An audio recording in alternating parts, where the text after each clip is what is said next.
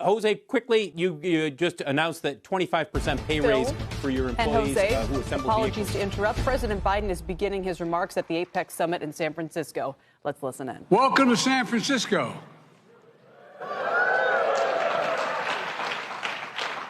This Marconi Center is about as big as my state. This is a city of synonymous with innovation and breaking barriers, where collaboration and coming together have always been key to unlocking our potential. It's a city that has been shaped by centuries of deep ties to the Asian-Pacific region by contributions of people of Asian and Pacific Island heritage. So San Francisco is a natural place to gather to innovate and collaborate for the 2023 APEC Summit, the CEO Summit, and all the events that are taking place this week. And I want to thank everyone who's made this week possible, especially those serving in APEC's Executive Secretariat, APEC Business Advisory Council, the National Center for APEC, and so many others. Today, 21 APEC economies make up more than 60% of the global GDP. We're almost half the global trade. The Asian Pacific is projected to be the largest contributor to global growth over the next 30 years.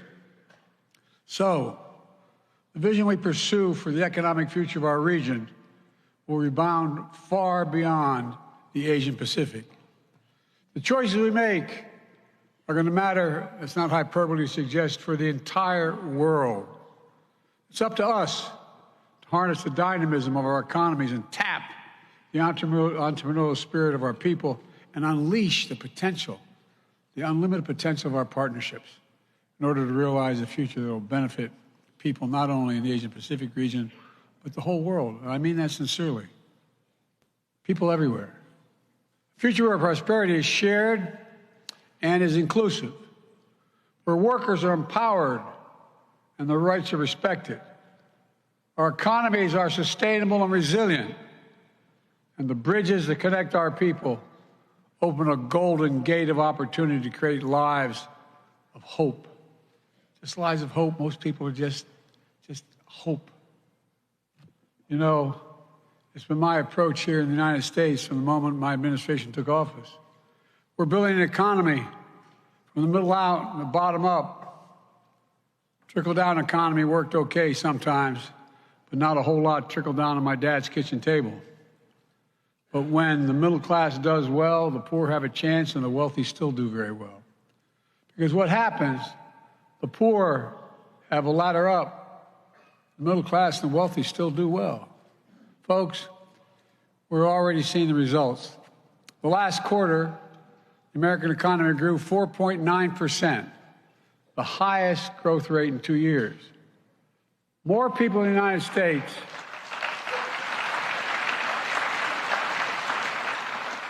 because of many of you sitting there, the CEOs. Let's give credit where it's due. More people in the United States are in the workforce today than any time in American history. Our unemployment has been under 4% for 21 straight months. Inflation has come down by 65%, more to do. We now have the lowest inflation rate of any advanced economy in the world. Meanwhile, median household wealth has grown by 37% in real terms since before the pandemic. I acknowledge there's a disconnect between the numbers and how people feel about their place in the world right now.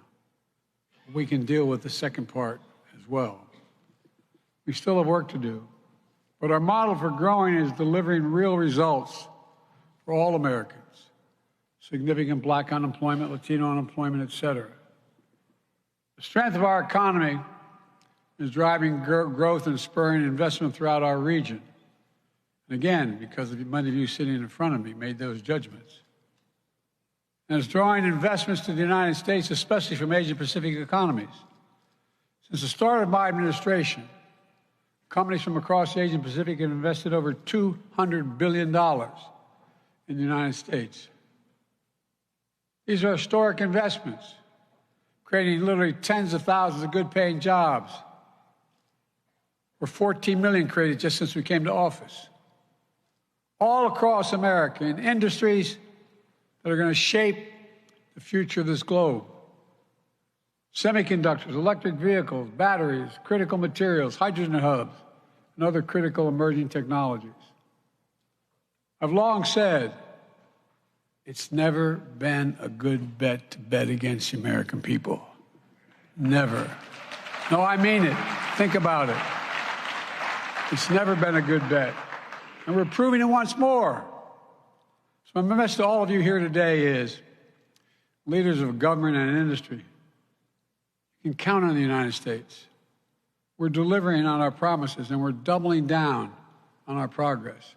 And we'll soon be your strong and steady partner as we continue working together to realize the Asia-Pacific region that is free and open, prosperous and secure, resilient and connected. By the way, twice since I've been president, I've had the leaders of the Asia-Pacific islands come and meet with me in the United States. They're all part of it. I thought when I left the G20 and Vietnam desperately wanted to see me and raise the relationship, it brought me back when I stood in front of that monument to John McCain. All my days growing up, I never thought that would ever occur. Today, I'd like to talk a little about the work we've done in the region to get there and how we're going to go about seeing this road forward. I've said for a long time, the United States is a Pacific power. I had that brief discussion yesterday with President Xi. He had asked me before, I reminded him, why we were so engaged in the Pacific. It's because we're a Pacific nation. And because of us, there's been peace and security in the region, allowing you to grow. He didn't disagree. By the way, it was a very good, straightforward meeting. We aren't going anywhere. For decades, America's enduring commitment to the region has been a springboard that's enabled growth, transformative growth, ensured the open flow of commerce, lifted millions of people out of poverty. Today, that relationship goes both ways. The United States remains vital to the future of the region, and the region is more vital than ever to the United States of America. It's been my administration's outlook from day one, and we have clearly laid out our approach with our Indo-Pacific strategy. We're delivering across the board, including when it comes to our shared economic agenda. The United States has deep ties with our fellow APEC economies. More than 60% of U.S. exports go to fellow APEC economies. Robust two-way investment between the United States and APEC countries supports good jobs and new opportunities all across the region. And American businesses, significantly represented here in this auditorium, are the largest source of foreign direct investment in the APEC economies. In fact, if we take just the U.S. companies represented here at this summit and look at their new investments in APEC economies in the calendar year, it totaled more than $50 billion so far. Investments announced today from companies like Amazon, United, Delta, Microsoft, to make sure our region is more inclusive and interconnected. Investments announced today from companies like Boeing, Apple, Flexport, Pepsi-Cola, a Pepsi company, I should say, to make our economies greener and more sustainable. Investments today from companies like IBM, Organon, Visa. Look, they make our region more resilient. Y'all make it more secure. Here in this world-renowned hub of innovation, leading tech companies like Anthropic, and I'm going to mispronounce. I'm not going to even try. It's better not to try and not mispronounce than try and mispronounce. The point is, small and medium-sized businesses and startups are getting into action as well. All the announcements translate into real outcomes that matter to people's lives. They're proof that a strong, dynamic American economy is an engine of growth, economic growth, and innovation throughout the entire region. And they're testament to the fact that American investment and American ingenuity are in high demand all across the region. Because when you do business with the United States and our companies, you know what you're getting. High standards, fair practices, protections for workers, world-class ideas and innovation, and a commitment to deal with the environment. Finally, it's a quality guarantee. Look, this is how we've been able to mobilize billions in investment, including major new announcements this morning through our Partnership for Global Infrastructure and Investment. We also work closely to deepen our bilateral economic cooperation with partners throughout the region, especially on the issues that will most impact our future economic success. For example, in September, when I traveled to Vietnam, as I mentioned earlier, to mark a historic new phase in our partnership of our countries, we committed to work together to strengthen the semiconductor supply chain. With India, Japan, Republic of Korea, and Singapore, we've launched new initiatives to shape the technologies and standards that will transform the future. We've deepened economic partnership with the Philippines, Indonesia, Australia, and others. We've renewed and elevated our engagement with critical regional bodies, including the ASEAN and Pacific Islands Forum. And when we offered to host APEC 2 years ago, we committed to modernizing this institution to make it easier for us to work together as we take on the challenges of a new era, and there are many challenges. We're going to see more changes in the next 10 years than we've seen in the last 50 years. That brings me back to the summit, where we go from here. The world is fundamentally different than it was 30 years ago at the first annual APEC leaders meeting at Blake Island in Washington State.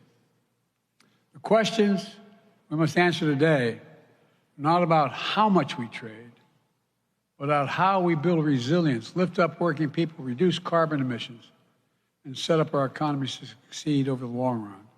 How to deliver growth from the bottom up and the middle out, so no one gets left behind. And the idea behind this new Indo-Pacific economic framework, a partnership among 14 diverse and dynamic nations, all committed to tackling urgent issues like pandemic response, vulnerable supply chains, climate change, natural disasters, which we've learned can gravely impact our economies. We've announced the framework in May of 2022. And later today, we're launching an important new tool to promote sustainable economic growth and create a race to the top, not the bottom. There are tangible commitments negotiated in record time that are going to deliver meaningful outcomes to make supply chains more resilient, facilitate clean energy transition, and fight corruption. For example, our new supply chain agreement will allow us to better monitor for supply chain challenges before they become the kind of full-scale disruptions we saw during the COVID-19 pandemic, and ensure we're better prepared to shift and adapt when disruptions do occur, and they will. I know you all know better than I, our work is not yet done. This framework will be a platform for ongoing economic cooperation. And we will continue working to better facilitate high-standard trade that advances workers' rights with strong enforcement of labor standards. And at every step, we have upheld our commitment to unions. Each of the framework pillars includes strong pro-labor outcomes that will benefit workers of all economies. It's critical to building a stronger, fairer, more resilient economy for families across the Indo-Pacific. This week, my administration has launched our new global labor strategy to ensure that workers' rights are the centerpiece for economic strategy internationally as well as domestically. That's a primary concern to me. Last week in Illinois, I congratulated the UAW on their record contract with the big three U.S. auto companies. The contracts can lead to thousands of new jobs, billions of dollars in planned investment to keep American auto industry strong and competitive. And I urge any company investing in America to enter into partnerships with the most highly skilled, dedicated, and engaged workers anywhere in the world, American labor. And folks, I asked the Treasury Department to do a study. When labor does well, what does that do to people, all other non-labor folks around the country? Everyone benefits. And by the way, the reason many of you use labor is because they're the best workers in the world. Union. It's not like you show up one day and say, I want to be an electrician. You show up one day and say, you got 5 years to practice. And then you get a card. I'm also intent on responsibly managing the competition between the United States and the People's Republic of China. That's what we talked a little bit about yesterday, President Xi and I. That's what the world expects of us. And I promise you that's what we're doing. I met with Xi yesterday, leader to leader, to make sure there's no miscommunication between us. As always, I've met with him more than any other world leader because when I was vice president, it was concluded that I should get to know him. It wasn't inappropriate for the president of the United States to be meeting with the vice president. We've had, prior to this, 68 hours of private meetings, just he and I, each with a simultaneous interpreter. Our discussions have always been candid and constructive. I again emphasize to President Xi that the United States does not seek conflict. And yesterday we announced resumption of military-to-military communication channels to reduce the risk of accidental miscalculation. And it exists.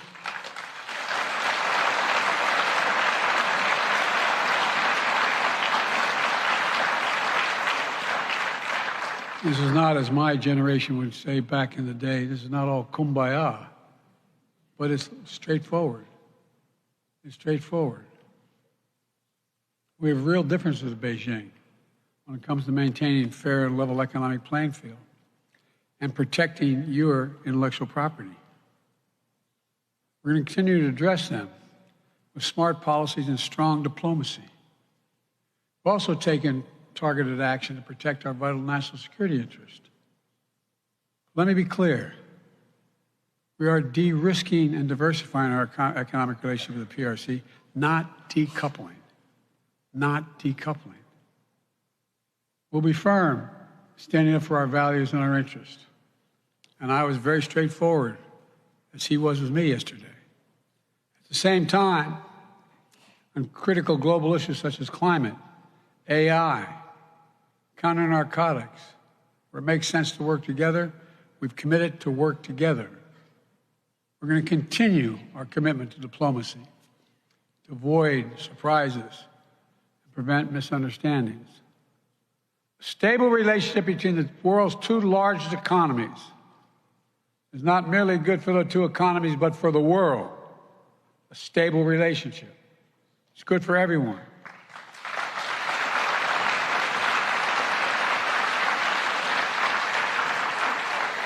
Let me close with this. The leader's statement from that first Blake Island summit 30 years ago captured a shared commitment to, quote, deepening the spirit of community, end of quote, among our economies. For all that has changed over the past 3 decades, we have to continue to summon the spirit of community to meet the challenges of today and to seize the enormous possibilities that exist. My staff is tired of hearing me say this for the last, I don't know how many years. The world is at an inflection point where the decisions we make today, this is not hyperbole, are going to shape the direction of the world for decades to come. For decades to come. Just think of AI. That's particularly true in the Asian Pacific, where so much of the future of our world will be written. And I would argue each of us has a part to play in writing that future together. So today, I challenge all of us to measure our successes not based on the bottom line of our balance sheets, but with the lives we lift up through investment, the potential we unleash with our innovation, and the ability to continue to talk with one another. Let's build a global economy where everyone has a chance to succeed and workers have a fair shot, a fair share of the value they create. The United States is stepping up because of many of you in this room. We're not talking the talk, we're backing it up with commitments. You're going to see us follow through. So I want to thank you again for joining us in San Francisco. Thank you for your commitment to APEC and the future of the Asia-Pacific region. And thank you for everything you've already done to make this summit a success. We can do more. God bless you all. Thank you.